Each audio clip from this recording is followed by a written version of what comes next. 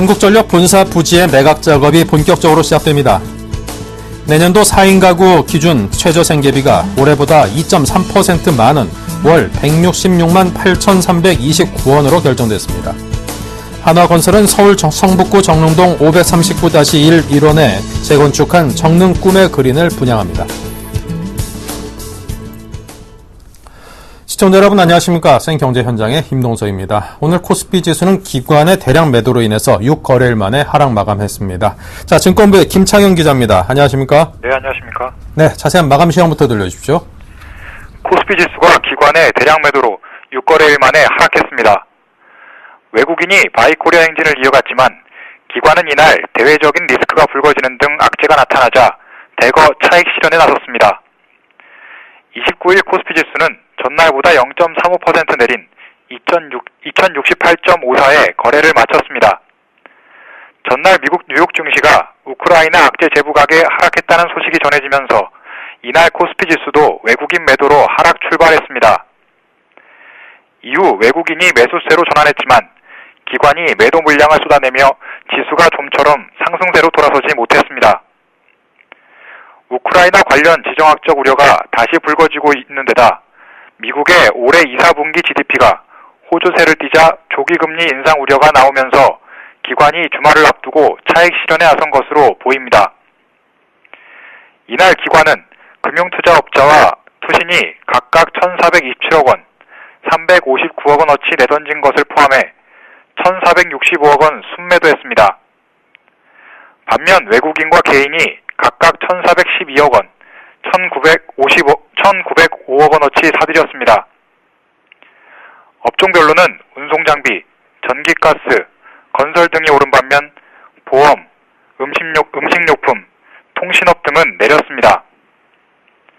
시가총액 상위 종목 중에서는 기아차가 2.68% 올랐고 현대모비스, 신한지주, 현대차 등도 상승했습니다. 특히 그간 소외됐던 자동차주 3인방의 강세가 눈에 띄었습니다.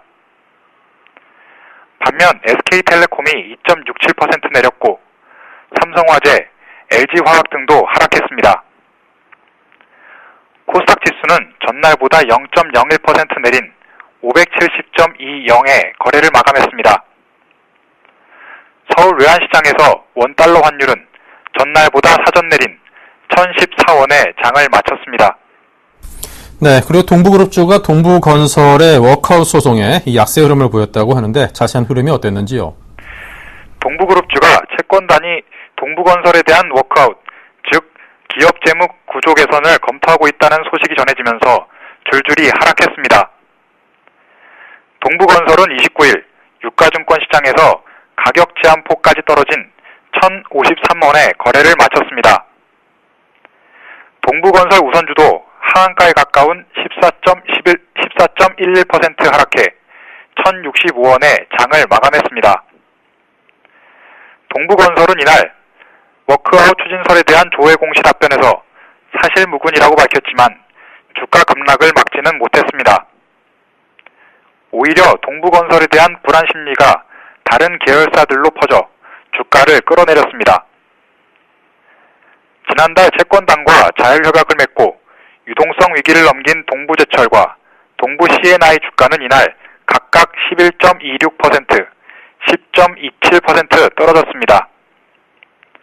매각 절차를 밟고 있는 동부하이텍은 7.1%, 금융계열사인 동부화재는 2.7% 떨어졌습니다. 금융투자업계에 따르면 금융당국과 채권단은 지난 27일 회의를 열고 유동성 위기를 겪고 있는 동부건설에 대해 워크아웃 절차를 밟는 방안을 논의한 것으로 알려졌습니다. 동부건설은 9월 500억 원, 10월 844억 원 등 총 1,344억 원 규모의 채권 만기 도래를 앞두고 있습니다.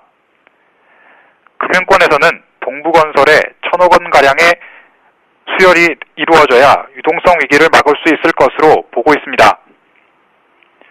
금융투자업계의 관계자는 동부그룹은 최근 동부제철이 채권단과 자율협약을 맺으면서 큰 고비를 넘겼지만 동부건설의 워크아웃 추진설로 유동성 위기가 다시 불거졌다며 동부그룹에 대한 투자자의 심리가 위축되면서 그룹주가 모두 약세를 보였다고 설명했습니다.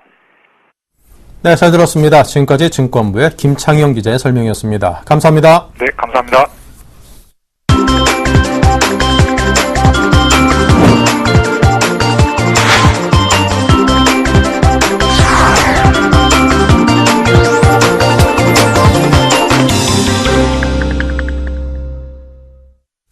네, 오늘의 주요 뉴스입니다. 한국전력 본사 부지의 매각 작업이 본격적으로 시작됩니다. 이와 관련 현대차 그룹이 입찰 참여는 물론 개발 계획까지 구체화하는 등 인수 후보 기업들의 경합 역시 서서히 달아오르고 있습니다. 한전은 오늘부터 다음 달 17일까지 강남구 삼성동 본사 부지 8만여 제곱미터에 대한 입찰을 실시한다고 밝혔습니다. 가장 많은 금액을 써낸 곳이 주인이 되는 경쟁 입찰 방식으로 한전은 부지 감정가로 3조 3,346억 원을 제시했습니다. 한전은 응찰자 중 최고가를 제시한 곳을 입찰 마감 다음 날인 9월 18일 낙찰자로 선정하게 됩니다. 현대차 그룹과 함께 삼성그룹이 유력 인수 후보로 꼽히고 있으며 외국 업체로는 중국 부동산 개발업체 리디그룹과 미국 카지노 그룹 라스베이거스 샌즈 등이 거론되고 있습니다.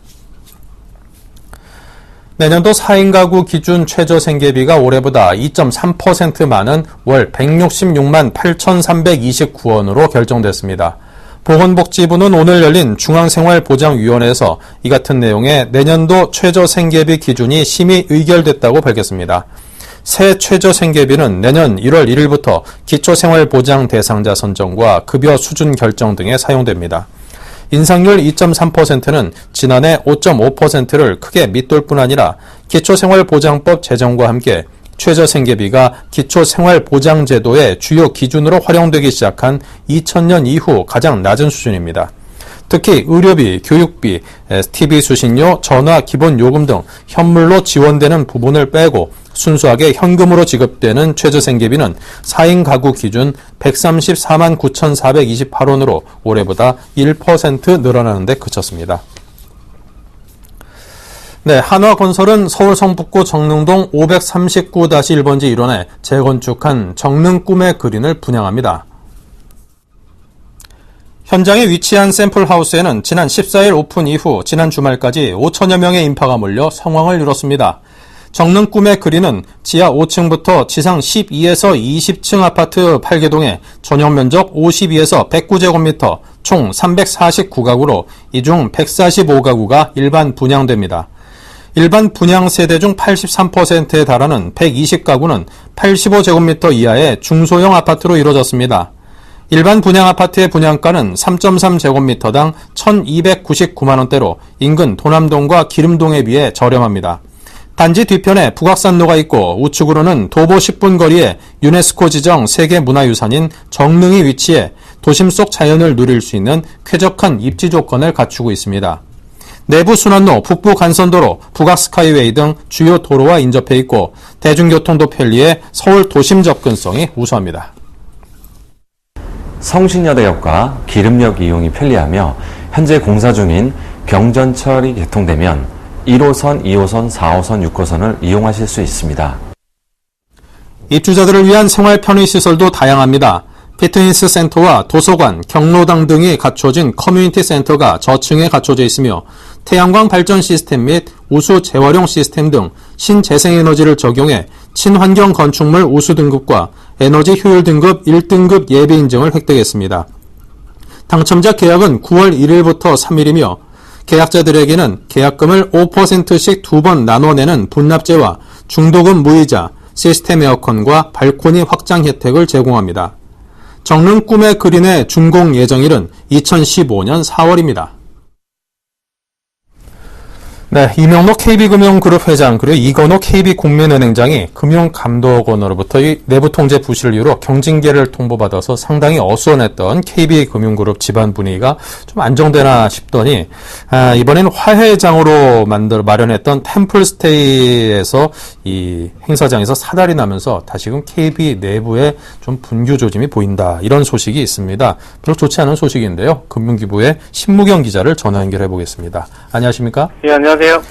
네, 이 회장과 은행장 등 두 수장 간의 징계건으로 인해서 상당히 어수선했던 KB인데요. 좀 조용해질만 해야 되는 그런 타이밍인 것 같은데 오히려 또 시끄러워질 만한 여지가 생겼다. 별로 좋지 않은 소식인 것 같습니다. 어떤 내용입니까? 예, 그렇습니다. KB금융그룹 차원에서 이명록 KB금융 회장과 이건호 국민은행장의 징계가 끝나면 화해하고 소통하자는 의미에서 템플스테이를 준비했습니다. 지난 22일 경기도 가평 백년사에서 1박 2일로 꾸려진 일정이 시작됐고요. 그런데 화합의 장이었던 이 템플스테이가 삐걱거리기 시작했습니다. 바로 잠자리 문제였는데요. 원래는 절에서 만들어 놓은 대형 장소에서 회장부터 행장, 계열사 대표와 은행 임원들이 한 방에서 묵기로 했습니다. 그런데 그룹 차원에서 회장이 행장이야 임원들과 같이 잠자를 하면 불편할 수 있으니 따로 방을 배정하겠다고 나선 것이 단초가 됐습니다. 이 행장은 행사가 취지가 화합과 소통인 만큼 이것은 문제가 있다고 제기를 했고 이 과정에서 계열사 대표들과 은행 임원들 간의 의견 차이가 있었습니다. 이 행장은 낮부터 회장이 주지 스님을 만나는데도 소개시켜주지 않는 등 회장이 자신이 계열사에서 가장 높은 위치에 있다는 것을 과시하려는 듯한 인상을 받았다고 전해집니다. 참다 못해 이건호 행장이 이 행사 자리를 박차고 떠나게 된 것입니다. 일전에 KB 내부에서 심야 끝장 토론이 있었는데 이 자리에서도 행장 자리 배정을 구속으로 해놓는 등 다소 무시하는 모습들을 보였다고 합니다. 축적했던 불만들이 이 자리에서 폭발한 것이라고 해석할 수 있습니다. 결국 화합회장이었던 템플스테이는 이 행장의 중도 하차로 취지 자체가 무색해졌다고 할 수 있습니다. 네, 금융계의 최고위 인사들 간에 있을 만한 갈등이다 싶기에는 그 사이즈 면에서 참 안 어울린다 하는 생각이 듭니다. 자, 이번 사건 계기로 이 양측 인사의 편이 좀 확실히 갈렸다. 이런 평가가 있죠. 예, 그렇습니다. 금융지주 차원에서는 이건호 행장이 템플스테이에서 중도 하차한 것을 두고 옹졸한 처사라고 원색적으로 비난하고 있습니다. 행장이 회장과 똑같은 대우를 안 해줬다는 단순한 이유로 돌발 행동을 했다고 주장하는 건데요. 하지만 반대로 은행은 이 사건을 덮고 가자고 참석자들 사이에서 합의가 됐지만 그룹에서 행장을 옹졸하게 만들기 위해서 슬쩍 언론에 흘린 것 아니냐고 말할 정도로 서로 간의 불신이 쌓여있는 상태입니다. 사정이 이런 만큼 중징계에서 경징계로 징계 수위를 낮춰서 화합 모양새라도 취할 줄 알았던 금융당국도 당혹감을 감추지 못하고 있는데요. 일부 관계자들은 둘 중에 한 명이 나가야지 비로소 이 사태가 해결될 것이라는 생각을 갖고 있습니다. 네, 자신까지 금융부의 신무경 기자와 함께했습니다. 감사합니다. 감사합니다.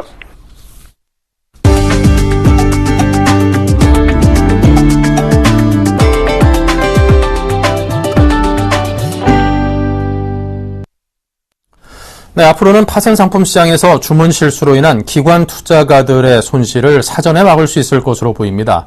거래 안정성을 높이기 위해 거래소 직권으로 거래를 취소할 수 있도록 한 것인데요. 자세한 소식 정창신 기자가 전합니다. 지난해 12월 한맥투자증권은 자기 계좌의 코스피 200 옵션 거래 과정에서 변수 입력 오류로 고가 매수, 저가 매도가 반복되면서 약 460억 원의 손실을 입었습니다. 이 사고로 자기 자본이 200억 원인 한맥투자증권은 파산 위기에 몰렸습니다. 이 같은 사고를 방지하기 위해 한국거래소는 파생상품 시장의 안정성을 높이기 위한 제도 개선 방안을 지난 28일 발표했습니다. 오늘 그 주요 내용이 세 가지입니다.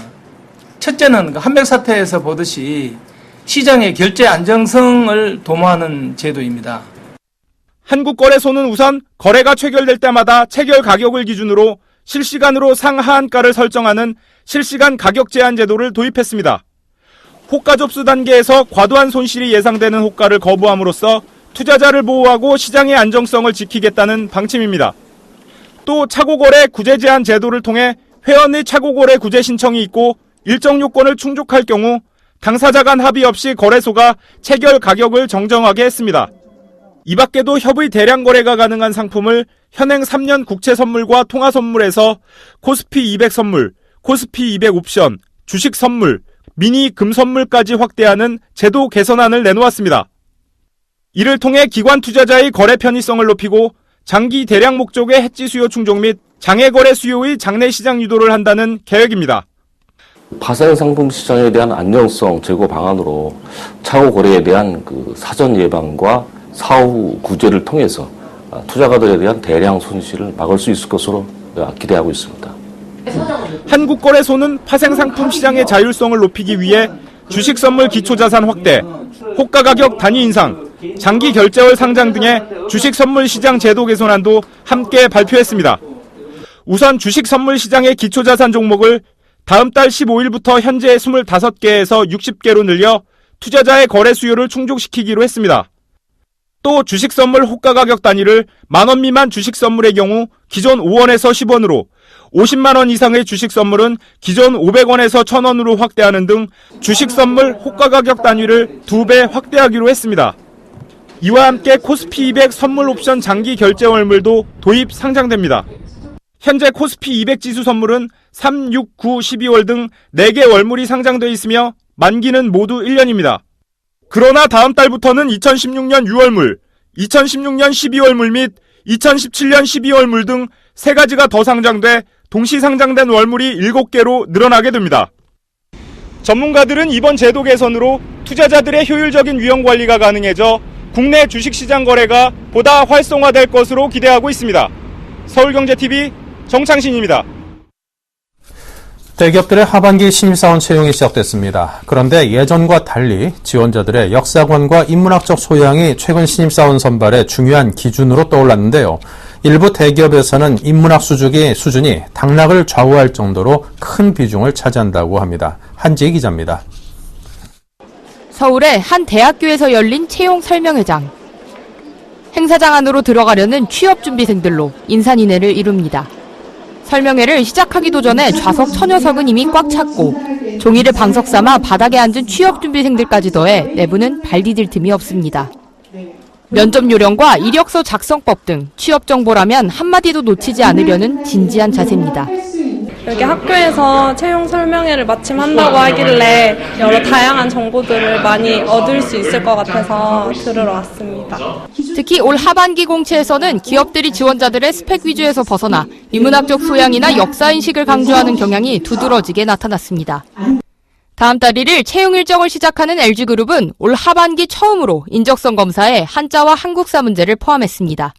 SK와 GS그룹 역시 역사 문제를 늘리고 있고 포스코는 한국사 관련 자격증 소지자를 채용해서 우대합니다.